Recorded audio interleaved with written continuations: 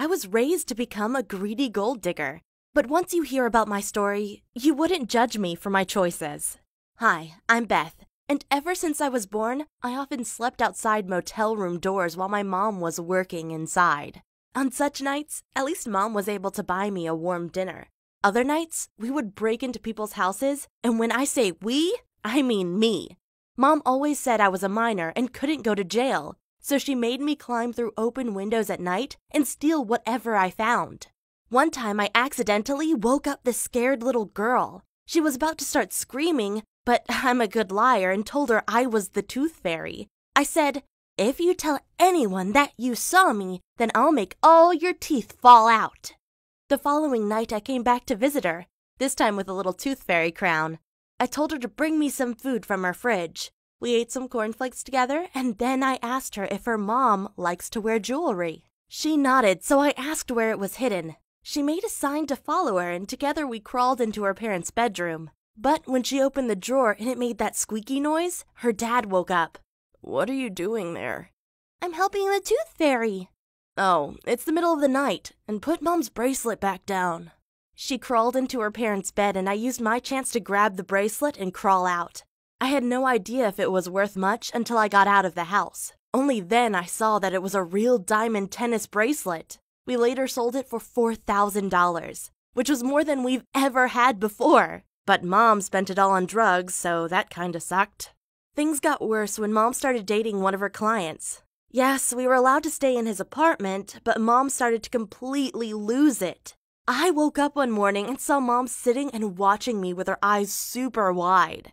I said, "You're scaring me, Mom. And you look just like your dad." What? I thought you didn't know who my dad was." "Oh, I know. We can go visit him right now if you want." "Well, I think you're on drugs, but sure. Let's get some fresh air." Right as we leave the house, Mom walks over to a mother and her baby, leans over the stroller and pukes right on the poor little thing. The mother completely loses it and starts beating my mom with her handbag. I felt so bad because there was nothing I could do for my mom. She probably needed a psychologist, but I had no money for one. So I just packed my bag and left her, hoping that someday I could get her some therapy. I decided to walk into the richest neighborhood of my city and knock on doors.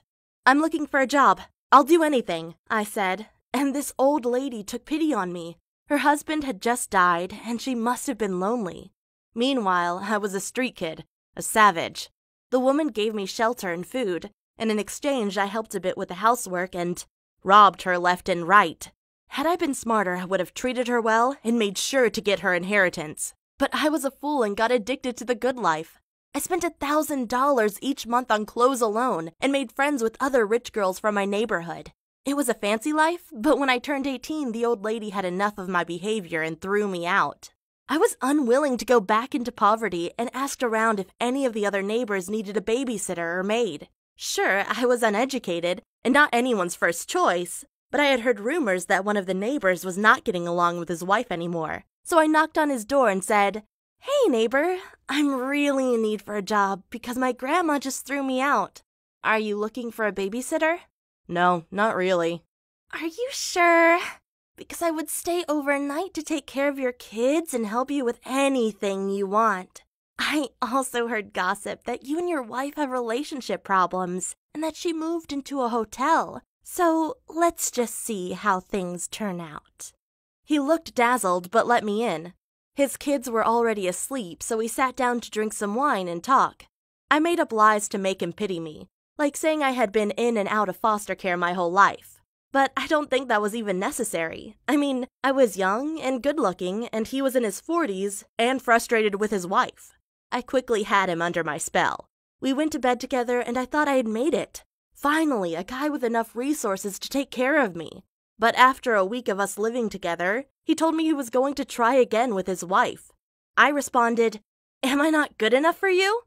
"Oh, I'm doing it strictly for my kids. I don't want them to go through a divorce." Well, his wife moved back in and she hated me. She told me to stop wearing yoga pants and kept telling her husband to throw me out. She said they didn't need a babysitter. Honestly, I don't understand why a man would stay with a woman like her. She was overweight, old, and did nothing but complain. But he gave in to her demands and threw me out.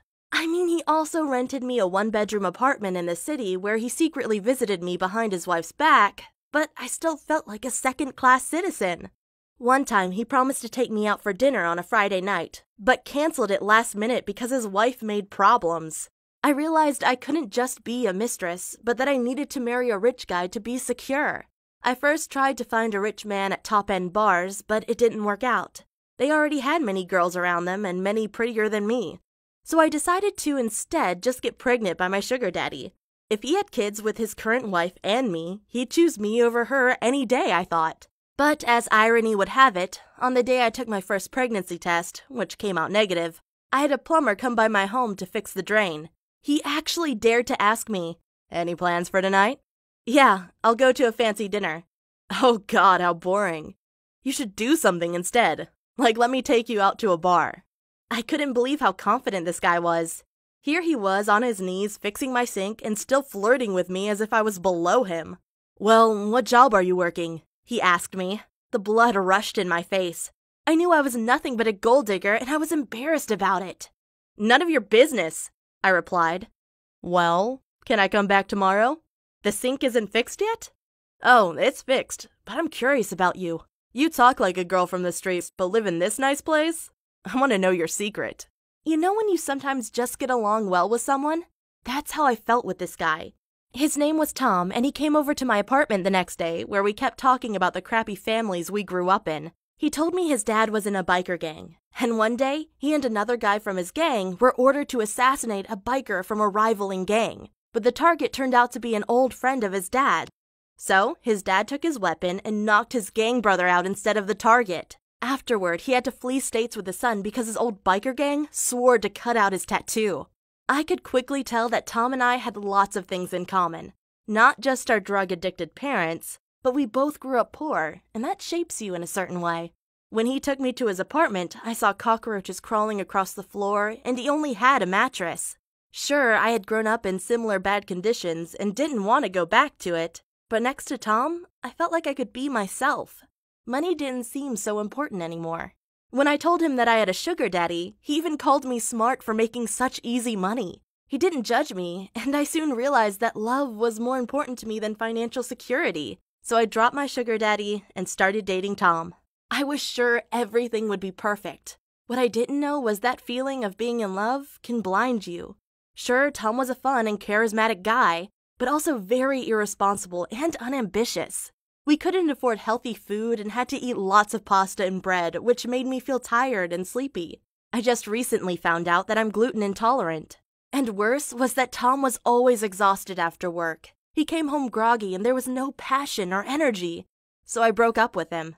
Luckily, my old sugar daddy wanted me back. So at age 20, everything is back to what it was before.